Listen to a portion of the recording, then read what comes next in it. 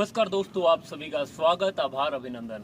आप देख रहे हैं आरएमबी एक्सप्लोर और इस मुंडे का नाम है जी राजेश।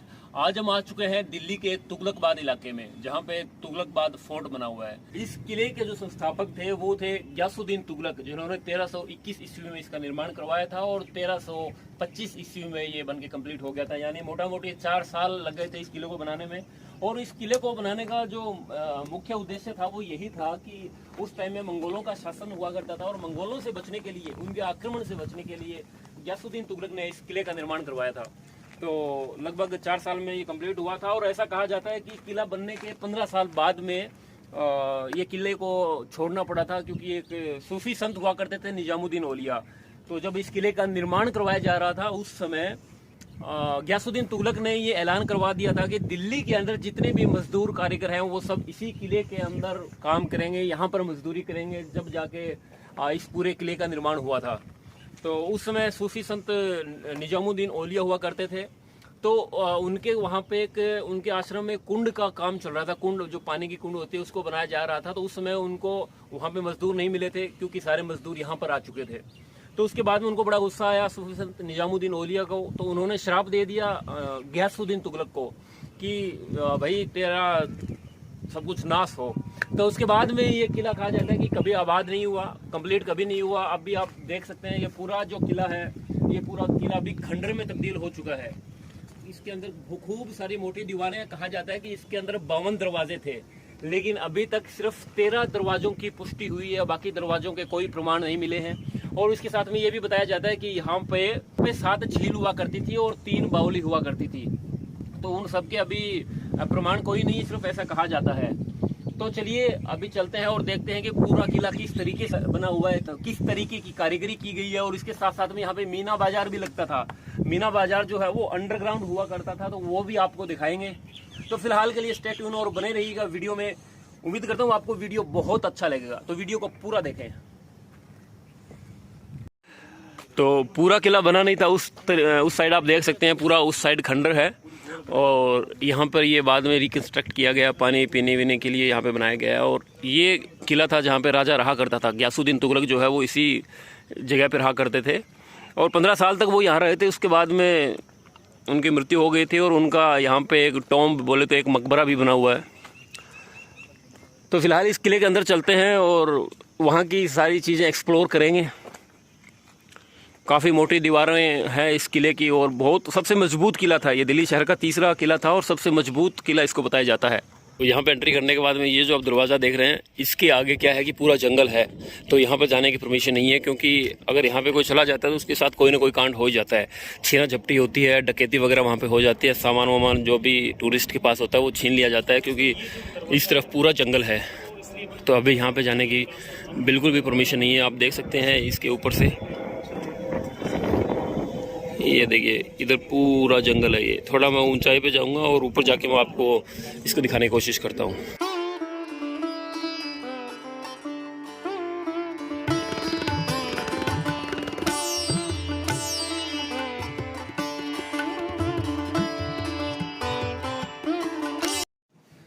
तो एक तो मीना बाजार दिल्ली के अंदर मार्केट के अंदर है और एक ये तुगलकाबाद जो किला, जो फोर्ट है, इसके अंदर भी एक मीना बाजार है। तो मीना बाजार बताया जाता है कि बिल्कुल अंडरग्राउंड उस टाइम हुआ करता था। काफी लंबा चौड़ा मीना बाजार हुआ करता था। आज के टाइम में शायद हो सकता है कि वो चीजें मिट्टी के अंदर वो चीजें दब गई होंगी, लेकिन अवशेष वहां पे जरूर मिलेंगे। तो मैं कोशिश करूंगा आपको वो मीना बाजार भी दिखाने की। और यहाँ पे ना इनकी दीवारें आप देखिए कितनी मोटी दीवारें हुआ करती थी। और ये जो किला है ये स्पेशली सुरक्षा के लिए ही बनाया गया था। जब गयासुद्दीन तुगलक जो थे तो उन पे मंगोलों ने हमला किया था, तो उस हमले से बचने के लिए यहाँ पे इन्होंने इतने मोटे और बड़े किले का निर्माण किया था। बताया जाता है कि 4 साल के अंदर इसका निर्माण कर दिया गया था और दिल्ली के जितने भी मजदूर थे उन सब मजदूरों को यहाँ पे एक साथ लगा दिया गया था। तो ये बहुत ही बेहतरीन और सुरक्षा के लिहाज से सबसे बड़ा किला है। इसकी अगर मैं लंबाई चौड़ाई की बात करूँ तो ये पूरा 6 किलोमीटर एरिया के अंदर किला फैला हुआ है। वैसे देखा जाए तो 6 किलोमीटर बहुत होता है भाई साहब। अगर पैदल चलने को कहा जाए तो 6 किलोमीटर में अब जी बाहर आ जाती है आदमी की। तो खंडर ये इसलिए है कि ये किला उस टाइम में कंप्लीट नहीं हुआ था। मैंने आपको पहले बताया था कि निजामुद्दीन औलिया जो थे उन्होंने श्राप दे दिया था इस राजा को। तो उसके बाद में ये किला कभी कंप्लीट हो ही नहीं पाया, कभी भी ये किला आबाद नहीं हुआ। तो फिलहाल आप देख सकते हैं कि ये जो किला है ये अभी आधा बना हुआ है, खंडर। हाँ, हालांकि उस टाइम में कुछ बना था पहले, लेकिन धीरे धीरे जैसे जैसे टाइम निकलता गया, ये बात लगभग 700 साल पहले की बताई जाती है। तो 700 साल बाद में आज जो इस किले का आप रूप देख रहे हैं बिल्कुल परिवर्तित हो चुका है, बदल चुका है। लेकिन यहाँ पे सिर्फ अवशेष बचे हैं। और इस किले के चारों तरफ एक नदी हुआ करती थी। उससे क्या है कि जो भी दुश्मन वगैरह, दुश्मन सेना जो होती थी, वो सेना यहाँ पे प्रवेश नहीं कर सकती थी।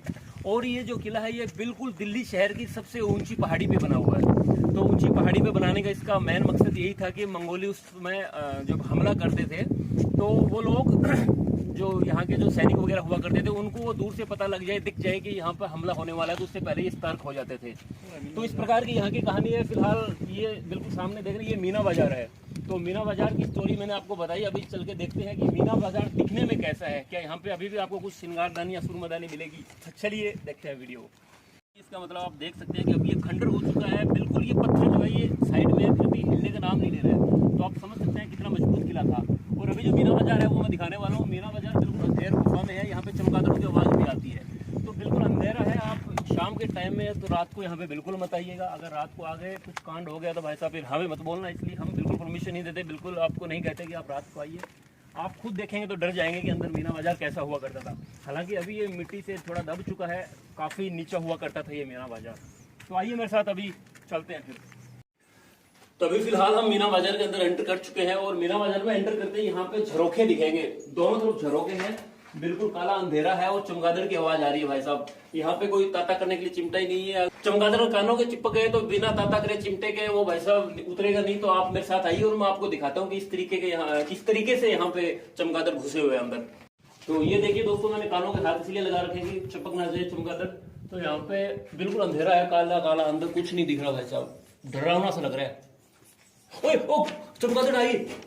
तो भाई साहब पता नहीं यार, कुछ भी हो सकता है कभी भी। हम बड़ा रिस्क लेके, और उसके अंदर काफी गहरा है, ये काफी बड़ी चीज है। अंदर से बिल्कुल नहीं दिख रहा क्योंकि बाहर एकदम से प्रकाश है, लाइट है, और अंदर बिल्कुल अंधेरा है।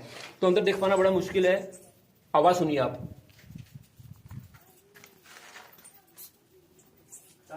ये देखो, ये ऐसी आवाज आ रही है। तो बड़ा भयानक डरावना ये मीना बाजार हुआ करता था।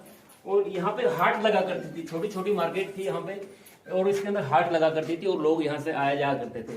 तो पूरा इस तुगलकाबाद किले के अंदर कहा जाता है कि एक कुंड हुआ करता था। तो उस कुंड का पूरा तुगलकाबाद पानी पिया करता था। तो ये मीना बाजार बिल्कुल, यहाँ पे कमरा आपको छोटा सा दिख रहा है, लेकिन इसके अंदर पूरा एक 20 बाय 20 का कमरा है, पूरा 20 बाय 20 का। डर बहुत लग रहा है, अंधेरा है, मैं जाने की कोशिश करता हूँ। डर लगता है मेरे को, यहाँ पे सांप स्लेटिए भी हो सकते हैं यार। तो आप कभी भीतर मत बढ़िएगा, आ जाओ। आप म्यूट कर दें।